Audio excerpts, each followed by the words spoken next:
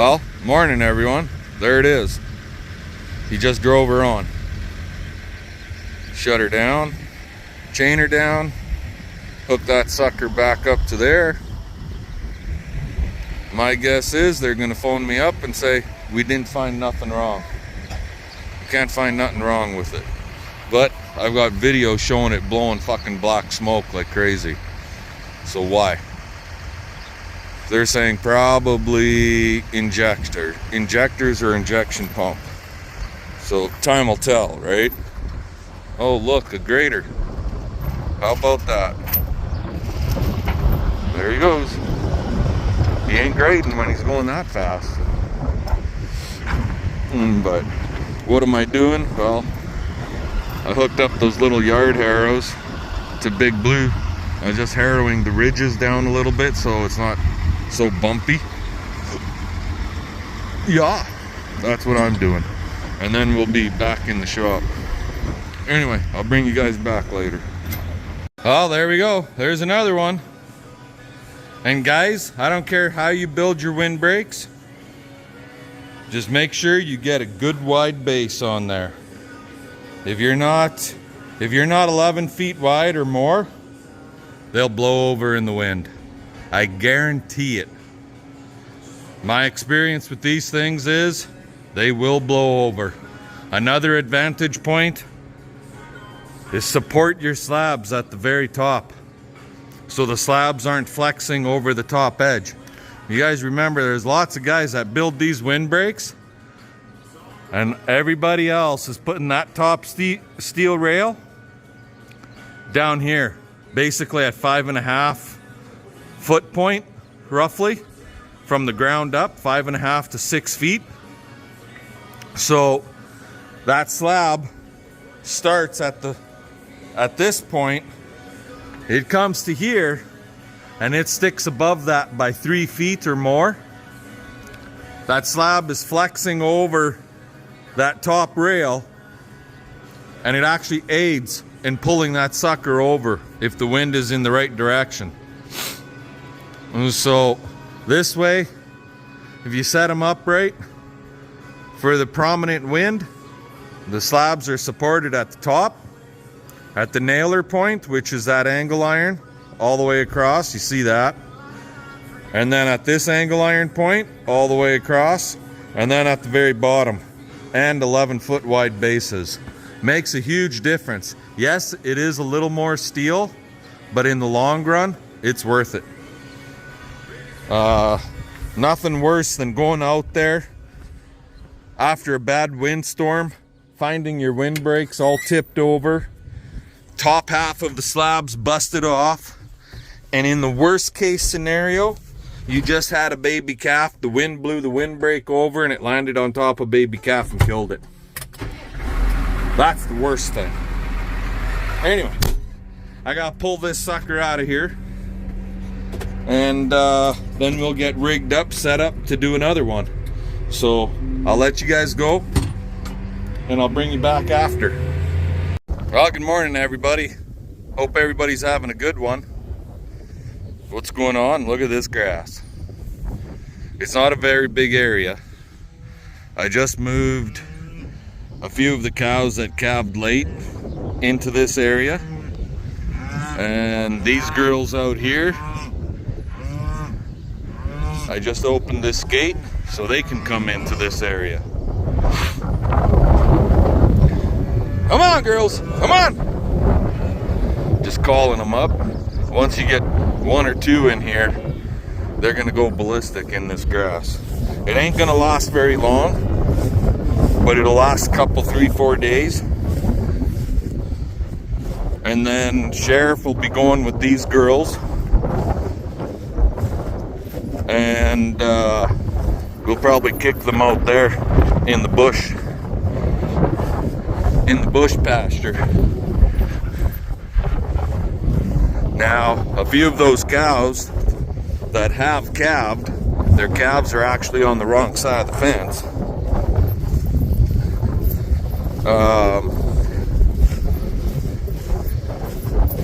But the wire is loose enough that when the calves get hungry and they want to be with mom, they should be able to crawl through the wire to get with mom. So all of the cows that are calved are on this side except for one.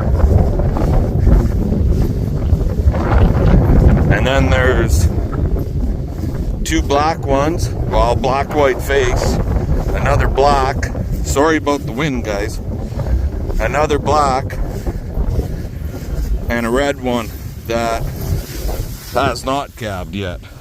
Like, look at this grass, it's above my knees. See that? Can't complain with that. These cows are going to trample probably more of it than they'll eat it. But with all the fertilizer back here being cow manure, this stuff is going to come back real quick. And so anyway, I'm going to let you guys go because I think CP and I are going to go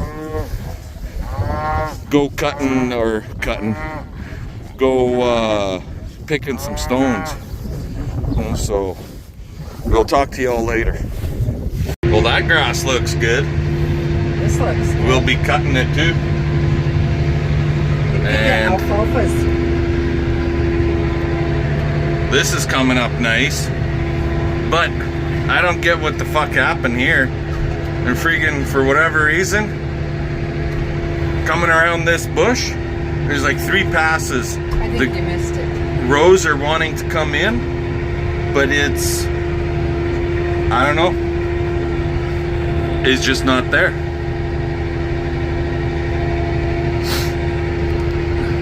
I don't know what happened here. It's almost as if somebody went around here with a sprayer. But yeah, you can see the rows right here, and kind of sort of in that area. Is there seed on top of the ground maybe? But she just, I don't know what happened.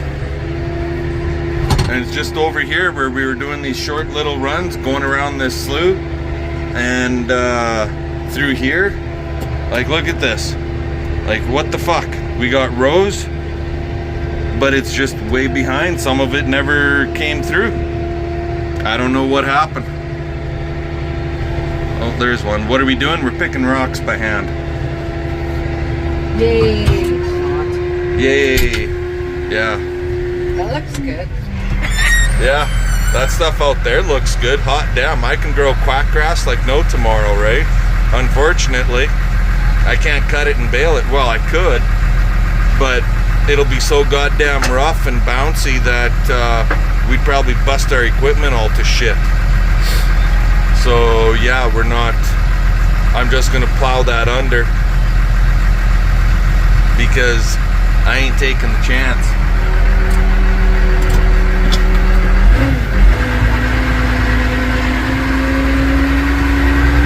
I ain't gonna bust the equipment for quack grass hay, is what I'm basically trying to say.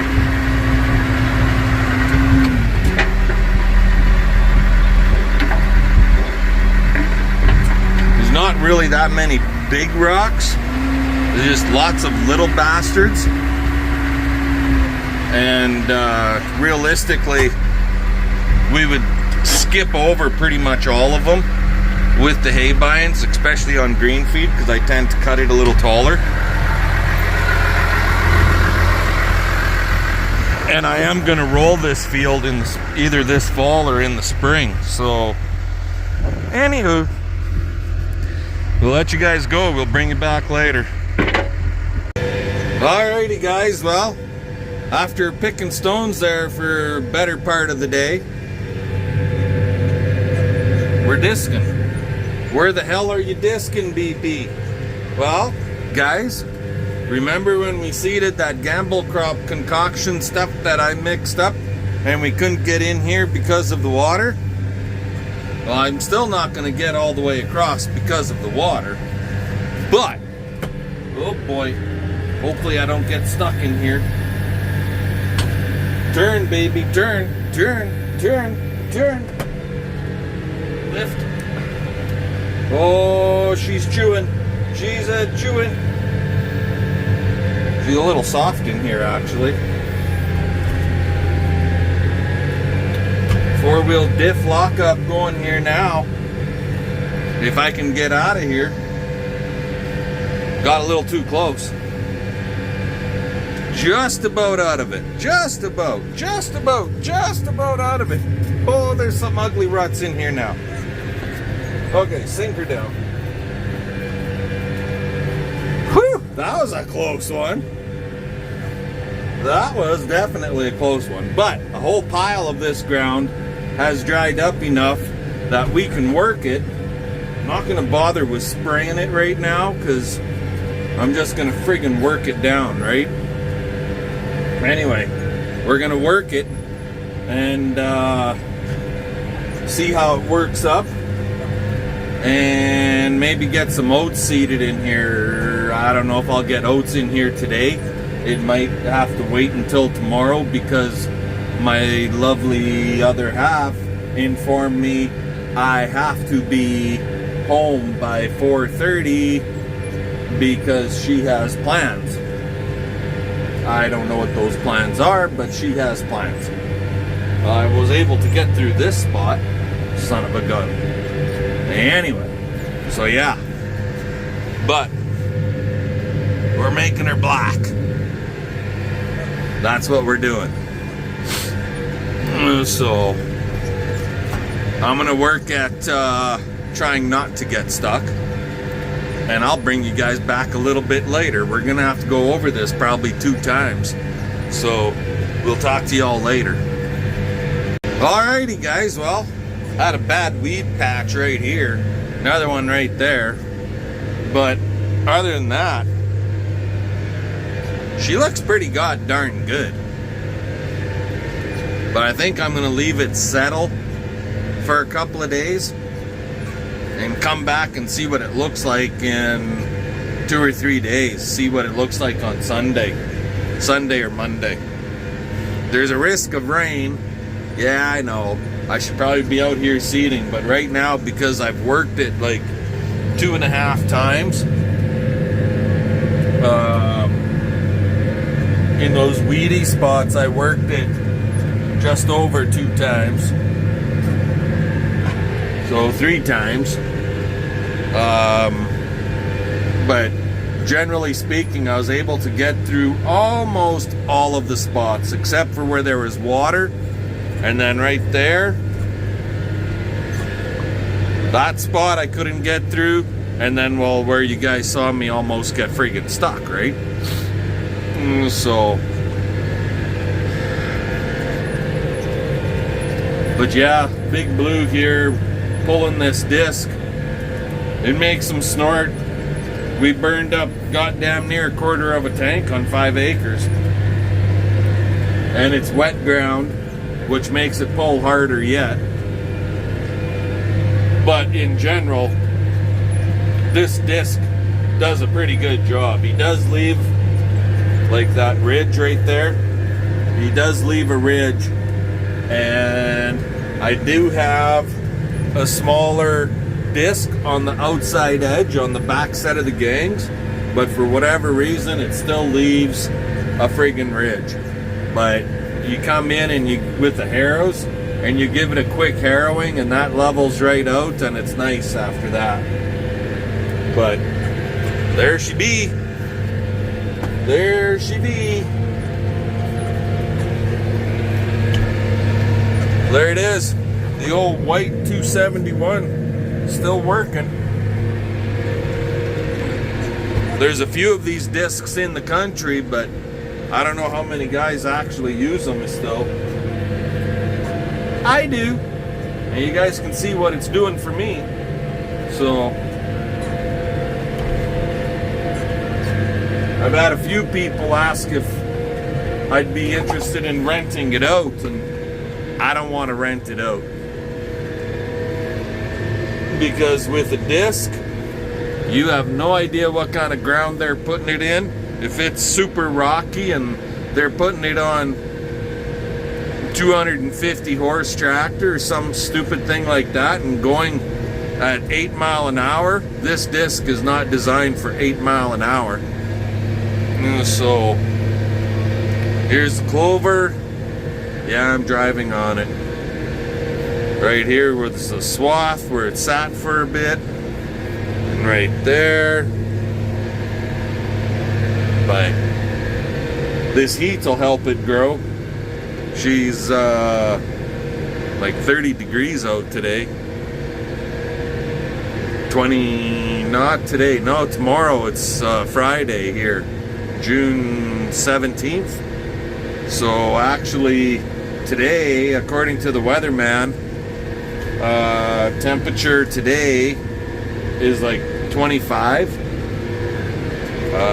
That's Celsius, guys, Celsius. And tomorrow it's supposed to be like 30, 31 degrees Celsius. And Sunday it could be as high as 35 degrees Celsius.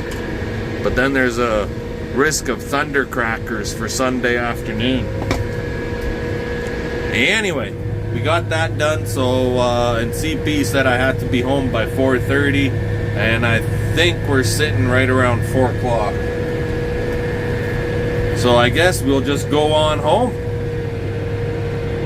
I had the bucket up in the air so I could see better for when I was going through the wet spots.